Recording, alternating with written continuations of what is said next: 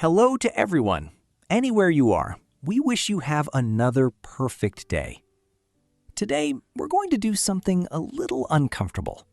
We're going to sit still. Not forever, just long enough to ask a question most of us avoid. What happens when there is nothing to do?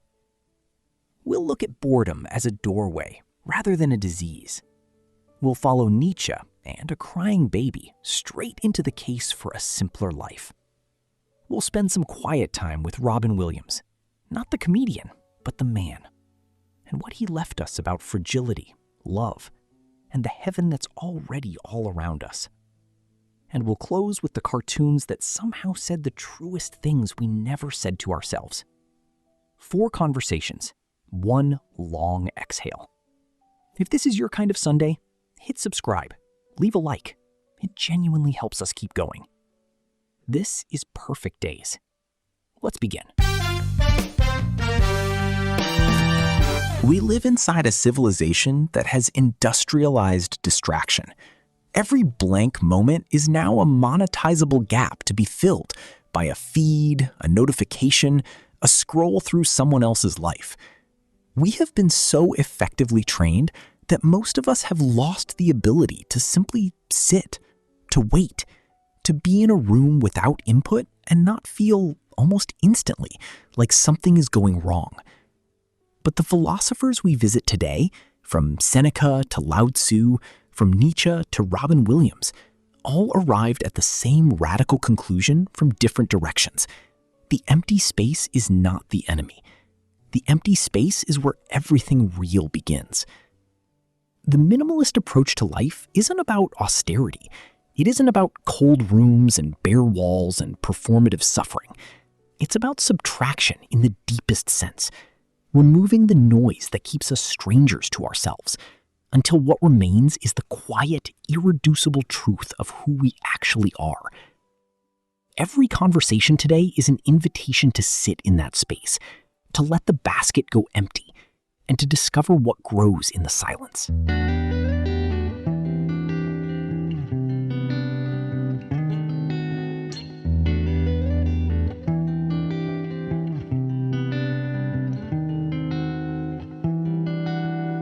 And René Descartes, centuries later, gave us a beautiful analogy. If you're worried some apples in your basket are rotten, you don't just peer at them from above. You tip the entire basket out, inspect every single one, and only put back what's fresh. When did you last do that with your days? This piece is an invitation to empty the basket, to sit through the discomfort of the gap, and to discover what's waiting on the other side of the silence. The next time that familiar restlessness creeps in, that urge to pick up the phone, to fill the silence, to find a distraction, what if you just waited? What if, instead of running from the boredom, you treated it as a doorway? Because maybe on the other side of that emptiness isn't a wasted afternoon. Maybe it's the beginning of the only life that ever truly mattered to you. Life is short. That's what people say. For most of us, when we hear or consider this, it compels us to take more risks, to get more done, to move faster, to see more places and meet more people, to acquire new things and achieve new heights of social and career status. After all, we only have so much time left before time is gone forever. But perhaps for this very reason, that our time is limited and may be short, we should often take this phrase to mean the opposite. Since life is short, we should slow down. We should simplify. Many of us, at least at some point, have wanted an extraordinary life. A lifestyle in which the calendar is always full and everyone wants us to be somewhere doing something, where we have tons of friends and contacts, things to do, places to visit, new items to acquire, new social levels to achieve. Perhaps this ideal came from childhood, when we were conveyed that our sense of self-worth was validated only by our display of extraordinary scholastic achievement. Perhaps it came from the particular culture through which we were programmed. Perhaps it is in our own personal nature. Perhaps it is all the above, or something else entirely. Whatever the origins, this idealization can compel many of us to pursue these sorts of highly active, highly consumptive lives, none of which is inherently bad, but likewise, none of it is inherently good. What is bad, however, is not knowing the difference for oneself and not living accordingly. Transcendentalist philosopher Henry David Thoreau wrote, "I do believe in simplicity. It is astonishing as well as sad how many trivial affairs even the wisest thinks he must attend to in a day, how singular an affair he thinks he must omit. When the mathematician would solve a difficult problem, he first frees the equation of all encumbrances and reduces it to its simplest terms. So simplify the problem of life, distinguish the necessary and the real, probe the earth to see where your main roots run." Time is often regarded as one of the most valuable things. It isn't really. What's valuable is our perception of it, how we handle and consider it. Having more or less time makes no difference if the majority of it still isn't spent and experienced well. Stoic philosopher Seneca wrote, "It is not that we have a short time to live, but that we waste a lot of it. Life is long enough, and a sufficiently generous amount has been given to us for the highest achievements if it were all well invested. But when it is wasted in heedless luxury and spent on no good activity, we are forced at last by death's final constraint to realize that it has passed away before we knew it was passing. So it is, we are not given a short life, but we make it short, and we are not ill-supplied, but wasteful of it. Life is long if you know how to use it." The philosophy of Stoicism is a very useful school of thought to refer to and draw from when considering these concepts, simplifying one's life and using one's time well. Fundamentally, the Stoics argued that the individual should strive to reduce all dependency on unnecessary externalities, wealth, material items, fame, control over other things and people, and so on. Almost nothing material is needed for a happy life for he who has understood existence, wrote Stoic philosopher and Roman Emperor Marcus Aurelius. Instead, one should strive to focus their time on fulfilling their responsibilities and work, cultivating a command over their internal domain, and preserving the remaining time for philosophically focused leisure, only enjoying the fruits of one's labor, if it comes, while not being motivated or affected by it. Although we don't necessarily need to arrive at the exact same conclusion as the Stoics, it is, at the very least, a good place to start. In order to see time clearly and determine what we believe is a valuable use of it, we should at least conceptually strip all unnecessary spending of it away and only put back what we truly want and need.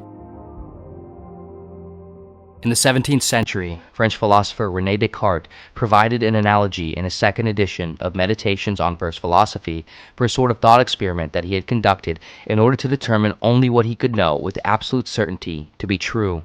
In the analogy, Descartes suggested to imagine that you have a basket of apples. You're concerned that some of the apples might be rotten, and the rot will spread to the other fresh apples. The only way to ensure that this doesn't happen is to empty the whole basket, inspect each apple for rot one by one, and then only place back the fresh apples. Again, Descartes used this to illustrate his process of doubting empirical and ontological beliefs, but the same thought process can also be applied when considering how we should spend our time. How we choose to spend our time when we have a choice is likewise also a belief. It is what we believe about how life should be lived. But in truth, how often do we actually inspect the apples of our life? How many of ours are rotten right now? How much has and how much will the rot spread if we don't, at least on occasion, empty the basket to check? A key factor to all of this, to not only understanding how one wants to spend their time, but also successfully executing on what one determines, is somewhat paradoxical. It is both a driving force behind the avoidance of doing what we want and what we know we should do, and the solution to doing what we want and know we should do. The problem and the solution is boredom. The compulsion to do things all the time, be it filling up our life with ceaseless desires, filling up our schedules every week with plans and events, or filling up every quiet moment with the noise of a phone or computer or video game or whatever else, is largely driven by our effort to avoid boredom, both the feeling of boredom and the feeling that others see us as boring. But it is in boredom that we are allowed to think, and it is through boredom that we will discover great comfort, focus, authenticity, and productivity.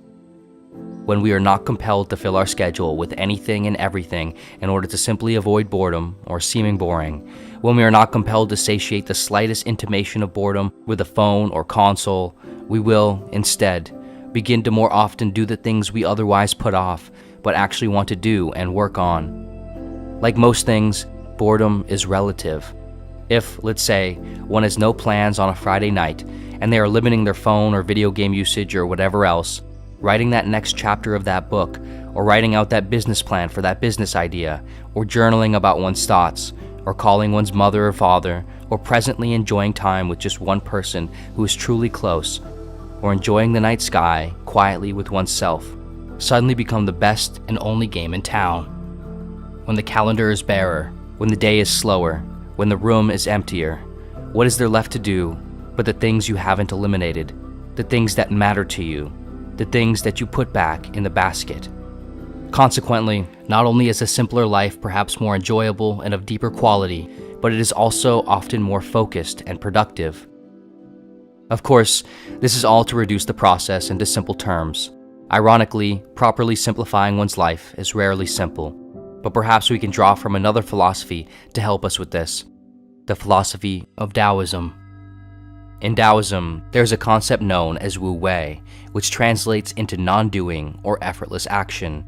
This is generally applied to how one carries out work and tasks, suggesting that one engages in tasks with a deep focus and complete immersion, loosening oneself up and surrendering to spontaneous action. But we can also apply this same principle when determining what activities we participate in to begin with. If we should strive to be less forceful within our activities, perhaps likewise, we should strive to be less forceful about our activities. Going with the flow is often taken to mean saying yes to everything and just letting things happen, but perhaps a much more apt interpretation here would mean only saying yes to things that feel natural. In other words, when considering how to spend one's time, perhaps if it is not definitely a yes, it is definitely a no.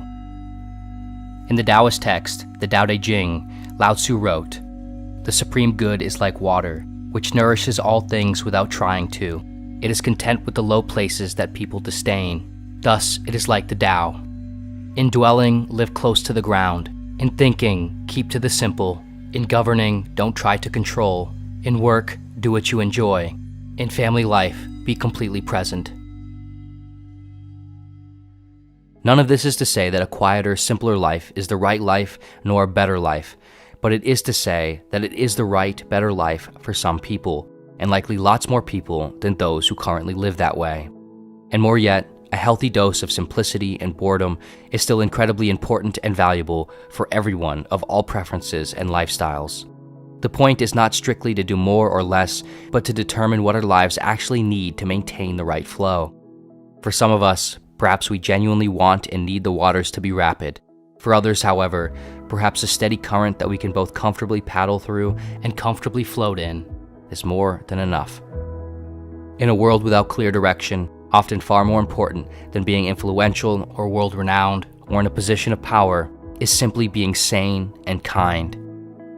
Sometimes just being a good, decent person, a good friend to a few, a dependable partner to one, a well-focused participant in a thoughtfully chosen career, is as heroic and successful as anyone can truly be. Perhaps some of the most successful among us are those who very few will ever know.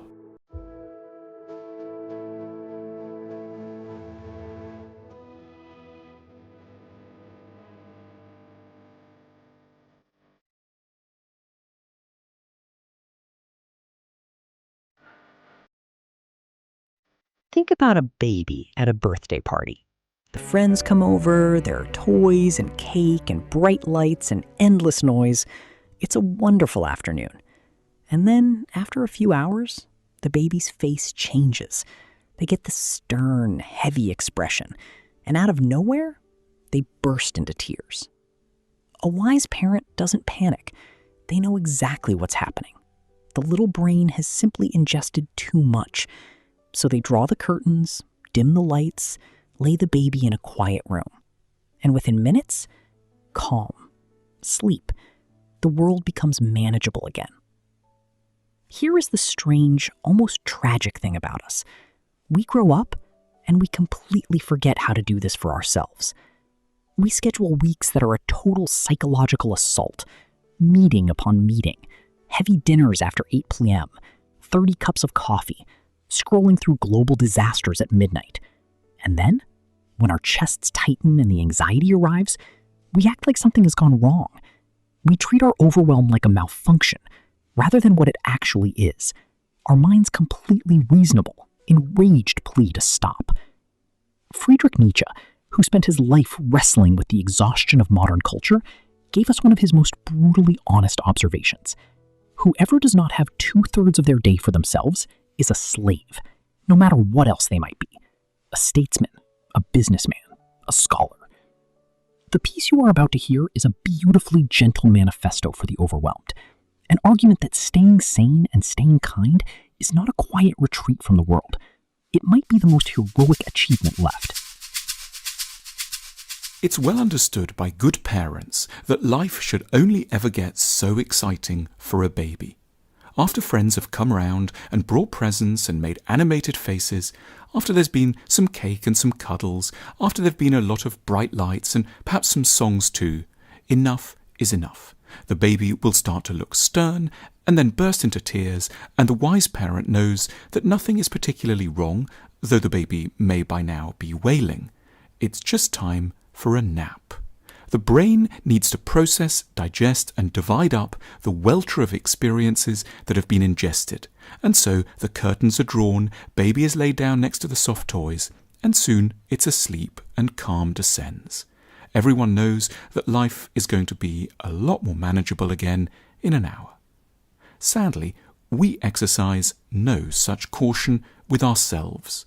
We schedule a week in which we're going to see friends every night, in which we're going to do 12 meetings, 3 of them requiring a lot of preparation, where we'll make a quick overnight dash to another country on the Wednesday, where we'll watch 3 films, read 14 newspapers, change 6 pairs of sheets, have 5 heavy meals after 8 p.m, and drink 30 cups of coffee. And then we lament that our lives are not as calm as they might be, and that we're close to mental collapse. We refuse to take seriously how much of our babyhood is left inside our adult selves, and therefore how much care we have to take to keep things simple and very, very calm. What registers as anxiety is typically no freakish phenomenon. It is our mind's logical, enraged plea not to be continuously and exhaustingly overstimulated. These are some of the things we may need to do to simplify our lives. It is theoretically a privilege to have a lot of people to see and things to do. It is also, psychologically speaking, exhausting and ultimately, therefore, rather dangerous. The manner of expression is a little dated and brutal, and one might want to quibble over the exact timings, but this point from Friedrich Nietzsche remains acute. Today, as always, men fall into 2 groups, slaves and free men. Whoever does not have 2/3 of his day for himself is a slave, whatever else he may be, a statesman, a businessman, an official, or a scholar. We need to recognize that what is physically possible for us to achieve in a day is not, for that matter, psychologically wise or plausible.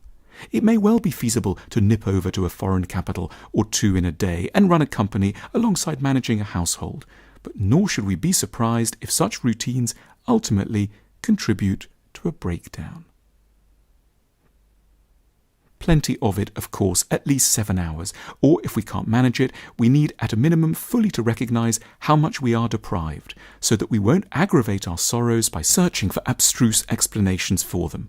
We don't necessarily have to get divorced, retrain in a completely different profession, or move country. We may just need to get some more rest. What we're taking in when we check our phones is perhaps the single greatest contributor to our mental ill health. For most of history, it was inconceivable that there could ever be such a thing as too much news. Information from political circles or foreign countries was rare, prized, and expensive. But since the middle of the 20th century, news has been commodified, and in the process it's become a major, though still too little known, risk to our mental survival. Every minute of every day presents us with untold options for filling our minds with the mania, exploits, disasters, furies, reversals, triumphs, insanity, and cataclysms of complete strangers all around our benighted planet. Always, news organizations speak of our need to know and the need to know right now. But what they've left out is our equally great and often even greater need not to know, Because we can't change anything, because the stories are too violent, dispiriting and sad, because our minds are fragile, because we have responsibilities closer to home, because we need to lead our own lives rather than being torn apart by the stories of the lives of others who are ultimately as remote from and irrelevant to us as the inhabitants of the Egyptian court of King Sneferu in late 2613 BC. Insomnia and anxiety are the mind's revenge for all the thoughts we refuse to have consciously during the day. In order to be able to find rest, we need to carve off chunks of time where we have nothing to do other than lie in bed with a pad and paper in order to think. We need to consider 3 topics in particular. Firstly, what's making me anxious? Secondly, what's caused me pain and how?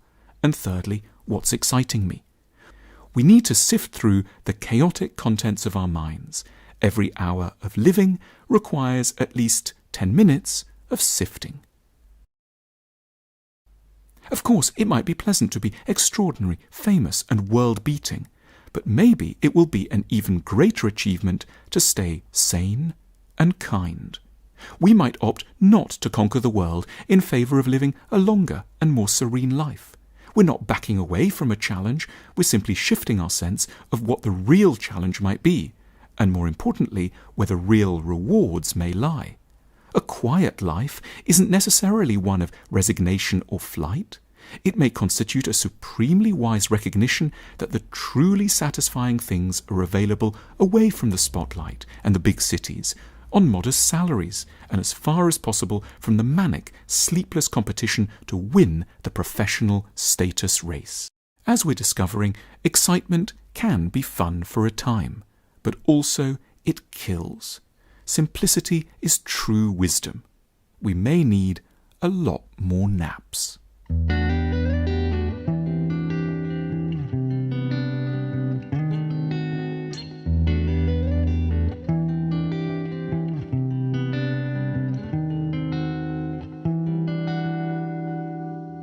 Robin Williams became, by any measure, a monument of human empathy and creative madness. The Genie, John Keating. A lightning rod channeling something that felt less like performance and more like divine inspiration. But if you look closer, beneath the lightning, there was always this profound, aching vulnerability. A man obsessed with connection. A man who wrestled with addiction, with the desperate need for acceptance, with a sensitivity to the world that was both his greatest gift and his heaviest burden. What the director Peter Weir taught him on the set of Dead Poets Society, that he didn't have to do anything, that thought and presence alone were enough, was, for a man whose whole life was built on filling the silence, a revelation. Before he left us, Robin left us a warning. To look around. To see the heaven we have right in front of us. Before it is too late. There's a line in Garp that you say you could look at the arc of your life and find it interesting. That's what it's been for me. It's nice that it has been getting better and better. That's the only thing I pull out of it. I mean, that's nice. That it keeps trying, and the fact that I'm offered these amazing things to keep doing stuff that keeps exploring different aspects, that's wonderful too. The first movie was Popeye. Yeah. And if you remember, the opening scene is Robin in a rowboat in a storm, and here's this huge screen at Chinese theater in Los Angeles, and I thought, that's Robin, my little boy Robin. What that? Eat your heart out, world. Here he comes. Performing and doing all these things, we never acknowledge anything negative. And if you do, it gets very violent. Like the time, what happens immediately after the scene you just saw is he starts to confront who you are. So I know who you are. And he would have really hurt Jeff's character if he'd gone any further. Yeah. And that's why he goes, the hallucination guards against that.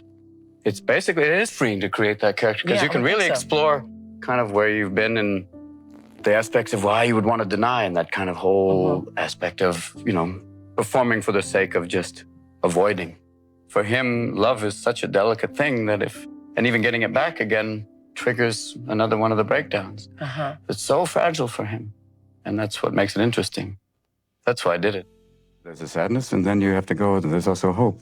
I mean, a sadness, it's always like, yeah, you wish they hadn't happened, but they did. And the purpose is to make you different. It's what they call a Buddhist gift. I would call it the ultimate Christian gift. It's that idea of you're back and you realize the thing that matters are others. Way beyond yourself. Self goes away. Ego, bye-bye. You're not easy on yourself in this show, are you? No. You know, as an alcoholic, I talk about, some warning signs, like DUIs in a cul-de-sac, things like that. The idea of, have you been through it to talk about it and see, this is what you go through. Heart surgery, alcoholism. I went to rehab in wine country just to keep my options open. These are things you got to talk about. Want to talk about? No. Why is there such a heavy-duty problem with drugs? That addresses the psychology of a nation. That's why I talk about it. You try and tell people you do it. Just say no. No, just say Noriega. No, beyond that. It is something much, much deeper. And yes, you're right. There is something wrong. But people are slowly waking up. The time is over for just sitting going, it'll be taken care of. And I try to address it using the only weapon I have, comedy. And that's all we do. And I hope people wake up.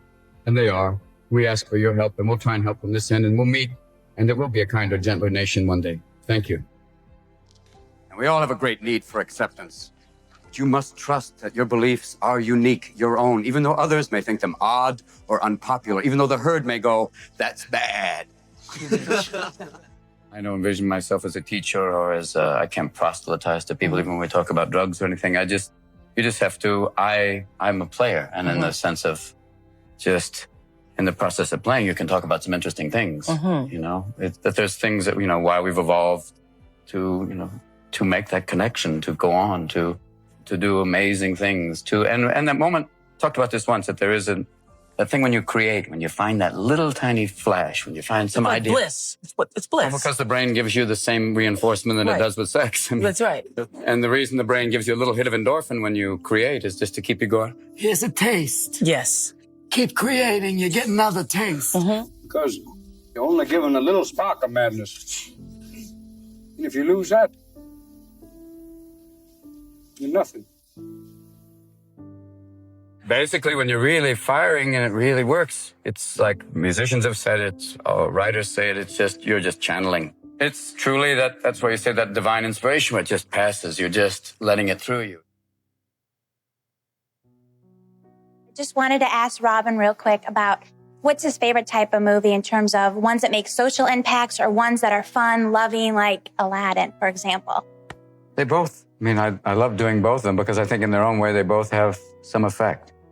I remember people coming up after Aladdin and saying, it was such a great thing that they could sit with their kid and laugh as much as their child. That, I think, is a great thing. It's like, Sullivan's Travels, where you see people just having a wonderful time, especially in times like this. Why you do a movie is to learn, to expand yourself, to push yourself. It was like Peter Weir when I did Dead Poets Society. He said the power of silence, that he said, you don't have to do anything and make a point. Or the power of thought. But, you learn something and you make a movie, which is a double bill. Yeah. And you get paid. If the truth is, if they knew it, I'd probably do it for much less. I don't know how much value I have in this universe, but I do know that I made a few people happier than they would have been without me. And as long as I know that, I'm as rich as I ever need to be. Some movies you do for money, and those are the dangerous ones. Old dogs, we'll talk later. The idea that you do those and you go, you know why you're making them. It's a kid's comedy. You know it's going to be silly, and you know that's going to be up for grabs. But with something like World's Greatest Dad, it's like, no, you do it as a labor of love, and you do it with friends who you feel like you can do it with and say, hey, we're both in this together. And that's kind of wonderful. They're all done with this kind of love. You commit to it and you go, whatever happens, I'm in. I'm proud. That's always what I want to do, is to try different things and kind of always change perception. And change the rhythm. You can... Yeah, break up. It is a rhythm. It's basically saying, okay, now we hit it, there, and then, hit a little harder and then back off and then go berserk like, with the stand-up, which is just free form, and then come back and play something so controlled like in 1 hour photo.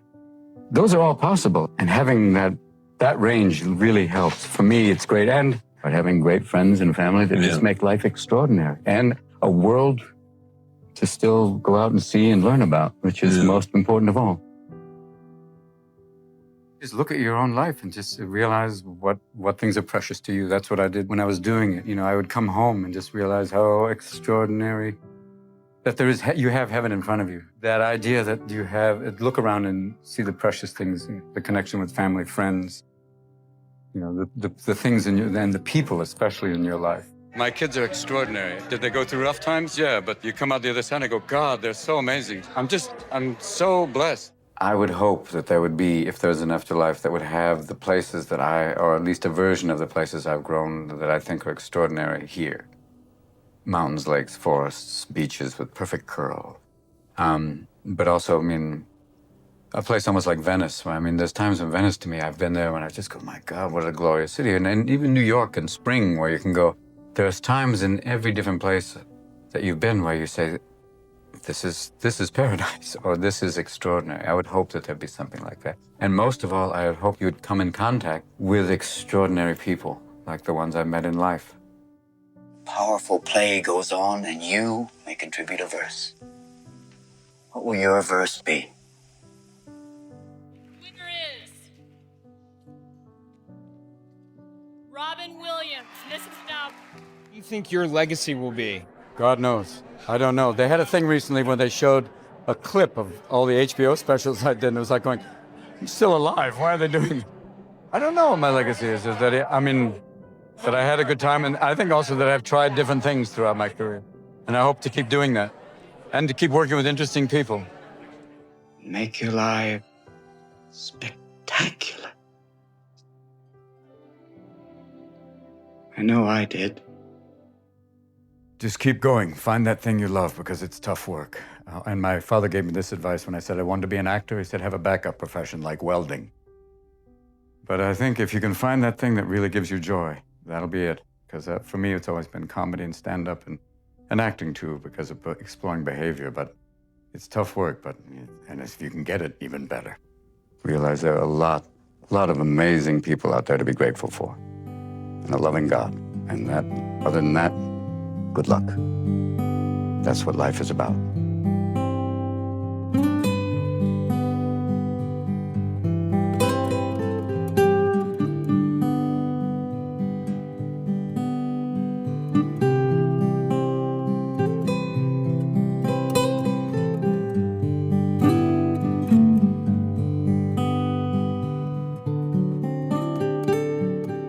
When you were 7 years old, Squidward Tentacles was just a grumpy octopus. Watch him as an adult, and he stops being a villain and starts looking like a mirror.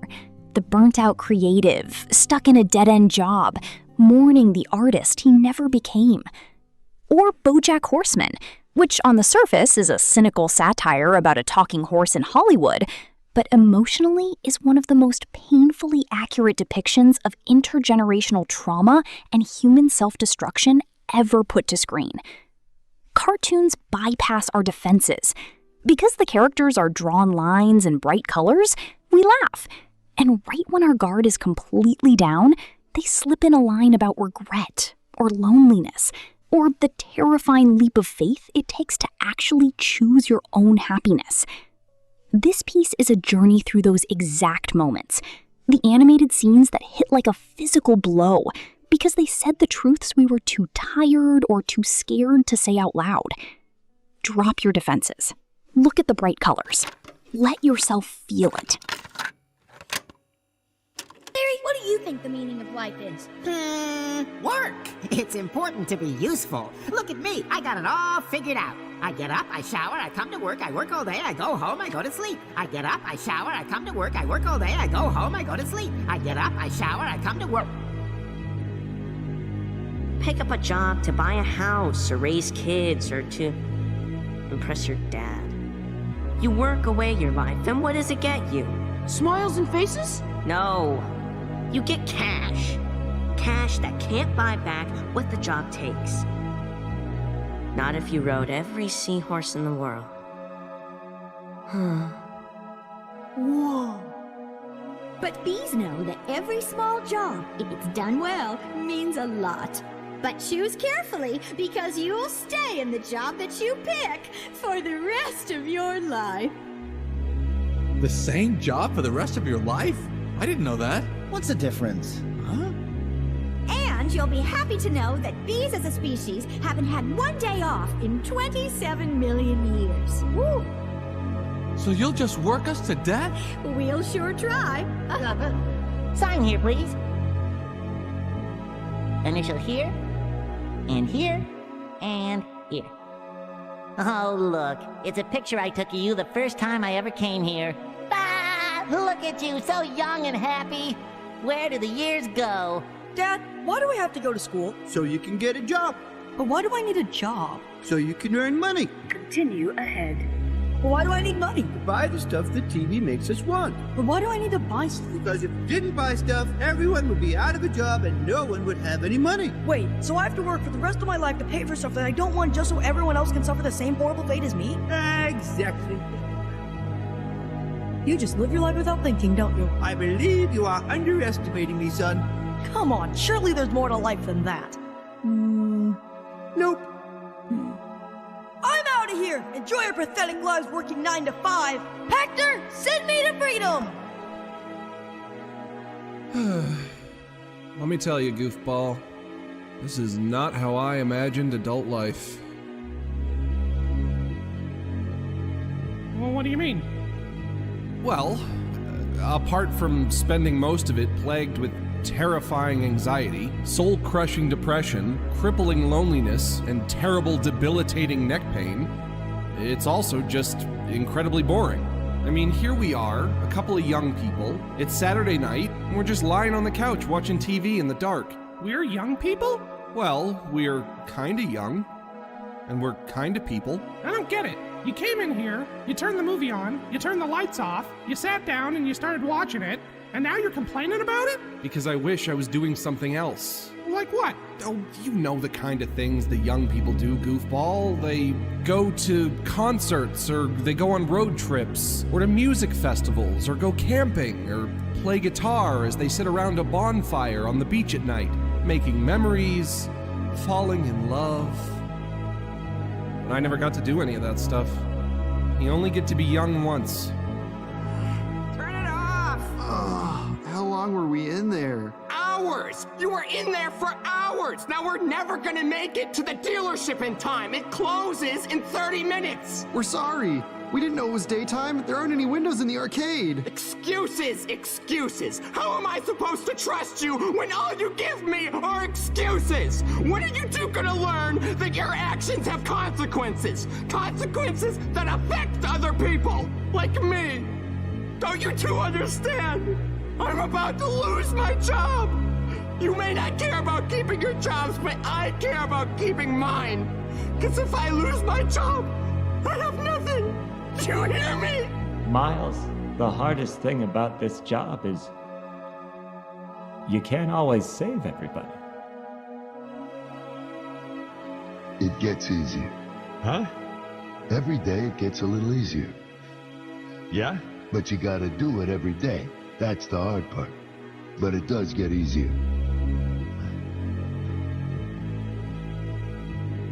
Okay. To live life, you need problems. That's so stupid! If you get everything you want the minute you want it, what's the point of living? Man, having a girlfriend is hard. No, being crazy is hard. You're getting all hung up on imaginary problems. You gotta focus on what's real, man. You see this cup? This is literally my favorite cup. Huh. Now it's gone forever, so it's not real, and I don't care about it anymore. Oh no, my favorite window! Dude, come on! You were doing so well. Mordecai! Is he still crying about the coffee girl? If I have to listen to this song one more time. Mordecai, this is your boss. Open up. I'm taking a mental health day. You don't have the right to be sad. You never even had the guts to tell Margaret how you feel. Listen, if you leave things the way they are now, you'll regret it for the rest of your life. No. Theo, what are you doing? Don't give up. When will I know I'm ready? You won't. It's a leap of faith. That's all it is, Miles. A leap of faith. Everyone was worried about you, you know. You can't just disappear. You really hurt a lot of people. Sometimes you need to take responsibility for your own happiness. You don't think that's a little selfish? I don't know what to tell you. I'm happy for the first time in my life, and I'm not going to feel bad about it. It takes a long time to realize how truly miserable you are, and even longer to see that it doesn't have to be that way. Only after you give up everything can you begin to find a way to be happy. We all have our limitations, Theo. And the sooner you accept the dull, miserable reality of your existence, the happier you'll be. Well, I'm sorry that things have been so hard for you, but that doesn't give you the right to be shitty to me. I can't be around someone who's just fueled by bitterness and negativity. Well then, what are you doing here? What happened, Bojack? Same thing that always happens. You didn't know me. Then you fell in love with me. And now you know me. You know, it's funny. When you look at someone through rose-colored glasses, all the red flags just look like flags. If you just quit it with the speed stuff. I can't help it. It's in me. No, it is not in you. Says who? Nature. Mother Nature. You're right, you know. It is in you. It's always been in you. Oh, I did not just face every fear known to snail kind to come down here and watch you hide in your shell. I'm sitting on a crow, for crying out loud. Don't even think about it. My little brother never gives up. That's the best thing about you. So you get out there and you win this. Turbo.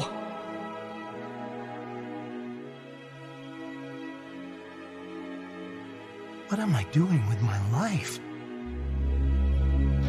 I'm alive! I'm alive! Free yourself!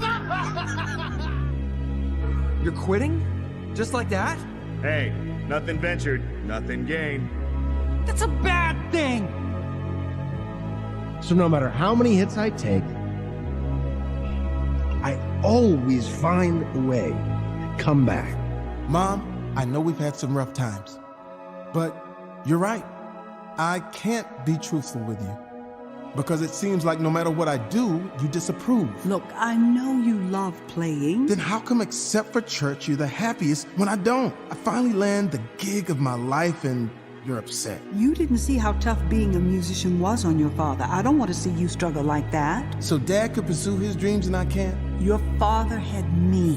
Most times, this shop is what paid the bills. So when I'm gone, who's gonna pay yours? Music is all I think about. From the moment I wake up in the morning to the moment I fall asleep at night. You can't eat dreams for breakfast, Joey. Then I don't want to eat. This isn't about my career, Mom. It's my reason for living. And I know Dad felt the same way. I'm just afraid that if I died today, that my life would have amounted to nothing. Joey.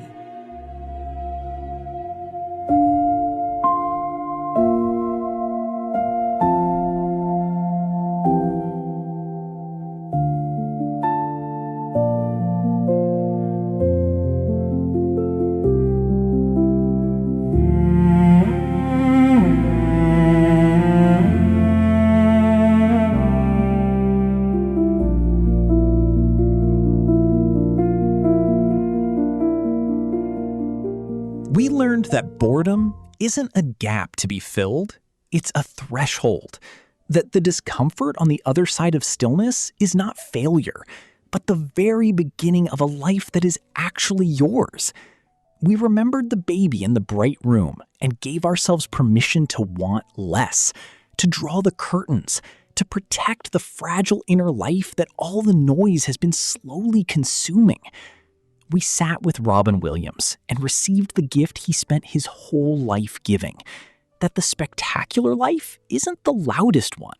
It's the one most fully present to the people and the moments already in front of you. And we let the cartoon say the things we couldn't, about loneliness and loops and the terrifying necessary leap toward your own happiness. The minimalist approach to life isn't about having less. It's about finally being able to see what you already have.